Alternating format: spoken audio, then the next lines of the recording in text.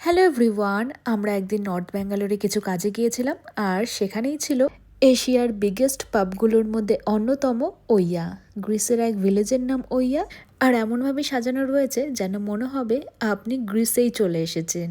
আর পাব বলতে আমরা সাধারণত টিভিতে যেগুলো দেখে এসেছি, যে সবাই একই জায়গার মধ্যে স্মোক করবে, ড্রিঙ্ক করবে, অনেক জোরে মিউজিক চলবে, নাচানাচি করবে, অনেক আলো থাকবে, সেরকমটা নয়। বরং এখানে আপনি ছোট বাচ্চা থেকে শুরু করে বয়স্ক মা বাবাকে নিয়েও আসতে পারবেন।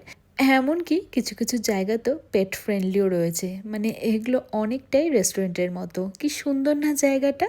তো কিট্টু আর আমরা তো প্রচণ্ড এখানে মজা করেছিলাম, অনেক সুন্দর সুন্দর খাবারও খেয়েছিলাম। এমনকি দেখুন, আমাদের পাশের টেবিলে কিট্টুর বয়সী কিট্টু একটা বন্ধুও পেয়ে গিয়েছিল, আর একটু গানের তালে ও নেচেও নিয়েছিল। তো অনেক মজার পর আমরা বাড়িতে ফিরে এসেছিলাম। বেবি ফুডও পাওয়া যেত, তবে কিট্টুকে আমি বাড়িতে এসে ডিনার বানিয়ে তবে খাইয়েছিলাম। আর আমার ড্রেসটার সম্পর্কে অনেকে কোয়ারি করছিলেন, এটা প্যান্টালুন্স থেকে নেওয়া। তো এই ড্রেসটা আমি ওনাদের স্টোরে গিয়ে কিনেছিলাম, তবে ওনাদের ওয়েবসাইটে অনলাইনে পাওয়া গেলেও যেতে পারে। তো চলুন, এই ছোট্ট ব্লগটা এখানে শেষ করছি। Bye bye.